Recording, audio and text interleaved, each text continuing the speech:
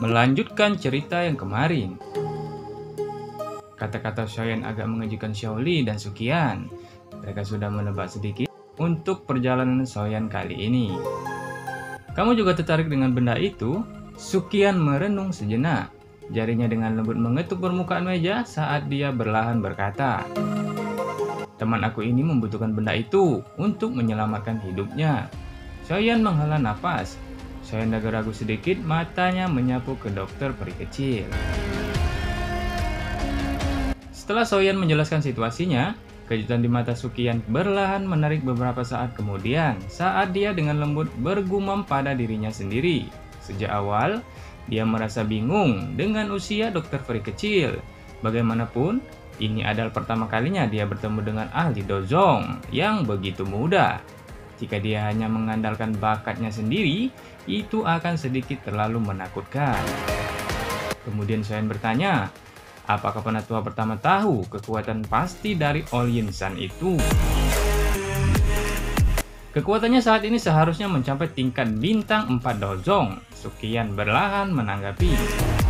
Jika aku bergandengan tangan dengan dokter peri kecil ini, seharusnya kita bisa mengalahkannya. Namun, semuanya tidak sesederhana itu. Bahkan jika kita bisa merebut air liur tubuh Bodhisattva itu, bagaimana kita akan menghadapi banyak orang dengan niat jahat yang mengikutinya? Dalam penyerangan yang kacau ini, orang yang menyerang paling awal akan berada pada kerugian besar.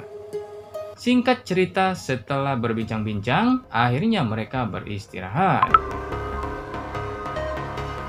Langit malam seperti tirai hitam yang menutupin kota Kaisar Hitam. Cahaya bulan yang redup dan sejuk melewati lapisan awan dan tersebar ke bawah. Akhirnya, mendarat di sebuah ruangan di mana seorang pemuda berjubah hitam sedang berlatih dengan mata tertutup. Soyan perlahan membuka matanya yang tertutup rapat, di mana sebuah benda besar berwarna hitam segera muncul di ruangan yang agak besar ini, di mana itu adalah mayat binatang ajaib yang dia dapatkan di pelelangan waktu itu. Setelah berlama-lama mempelajari mayat tersebut, dan Soyan berpikir mungkin mayat ini tidak terlalu banyak menguntungkan baginya. Sama seperti dia berencana untuk menyimpan mayat binatang ajaib ini, setelah dia mempelajarinya, suara lembut jelas tiba-tiba terdengar di ruangan. Kamu benar-benar melakukan tindakan menjijikkan seperti itu di malam ini. Xiaoyan terkejut ketika dia mendengar suara yang familiar ini. Dia segera mengangkat kepalanya dan melihat bahwa itu adalah Zian. Mengapa kamu tidak tidur? Ini kan sudah larut malam. Apa yang kamu lakukan? Xiaoyan duduk di kursi dan tertawa sambil memutar matanya ke arah Zian. Awalnya aku bermaksud untuk tidur, tetapi akhirnya mengendus aroma yang membuat aku merasa sangat tidak nyaman. Setelah itu aku bangun dan mencari sumber aromanya. Zian dengan lembut melompat ke dalam ruangan. Dengan kemampuan Zian dia berkata, "Bakar ini mayat dengan api surgawimu. Kamu tahu apa yang berharga di dalam mayat kering ini kan?" Panas di mata Soyan perlahan ditarik saat dia tiba-tiba menatap Zian. Di samping meja, dia berbicara dengan cara yang agak keras. Jika bukan karena dorongan gadis ini, sepertinya dia tidak akan pernah tahu bahwa cakar ini akan mengungkap adegan misterius setelah dipanggang oleh api surgawinya. Bagaimana kamu tahu bahwa cakar akan berubah menjadi seperti ini setelah dipanggang oleh api surgawiku? Zian menjawab, aku juga tidak yakin. Dalam hal apapun, aku hanya merasa bahwa hal-hal itu akan berguna bagiku jika aku mengekstraknya. Zian merajut alisnya yang halus dan menjawab dengan nada tidak pasti. Soyan terkejut setelah mendengar ini. Mata Soyan tajam dan tangannya gesit saat dia dengan cepat mengambil batu giok kelas tinggi dari cincinnya. Setelah itu, dia menangkap 5 tetes darah hijau merah di dalamnya. Soyan menghela napas lega setelah mendapatkan 5 tetes darah itu. Setelah itu, pembakaran pun terus berlanjut dan pada akhirnya inti monster pun Soyan dapatkan. Soyan dengan sigap melirik Zian ketika dia ingat bahwa mayat besar binatang ajaib ini akan menjadi sampah tanpa bantuannya malam ini. Dia tidak membantahnya. Tangannya menggunakan kekuatan besar untuk menggosok kepala Zian. Kemudian dia berkata, "Baiklah, baiklah. Masalah ini sudah berakhir.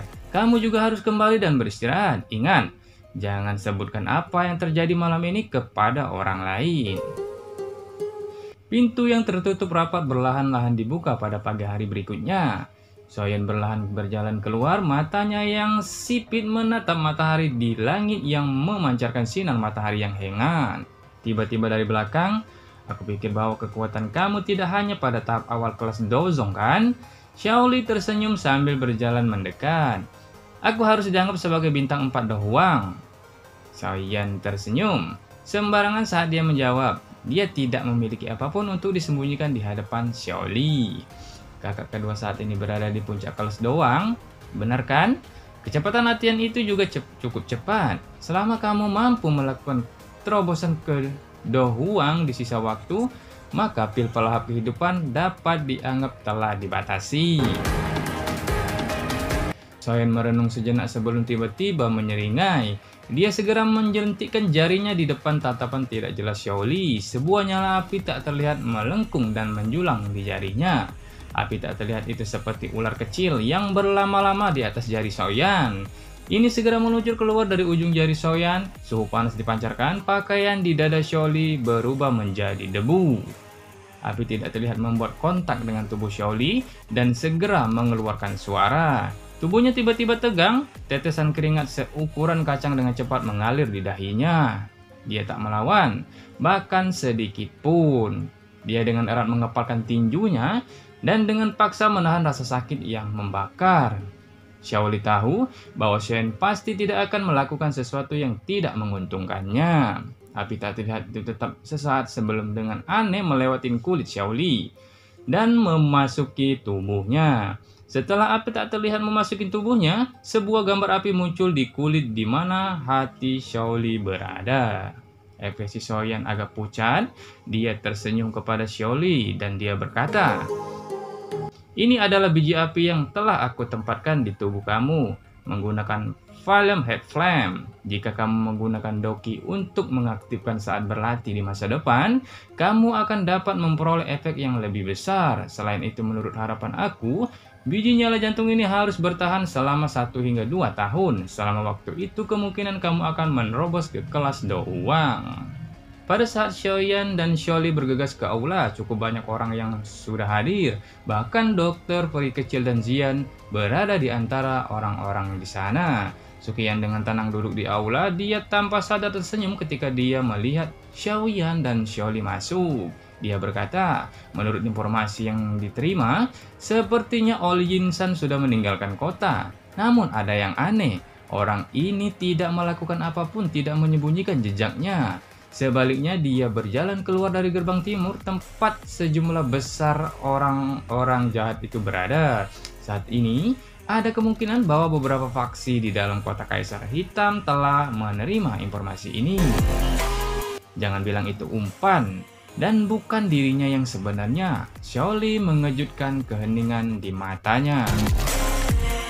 Soyan samar-samar mengganggu. Dia merenung sejenak sebelum berlahan berdiri. Dia berkata dengan suara dalam, "Dalam hal ini kita juga harus bergerak. Tidak ada gunanya membuat tebakan acak di tempat ini. Sebaliknya kita harus mengikuti di belakang Ol Yinsan dan melihat apa yang direncanakannya."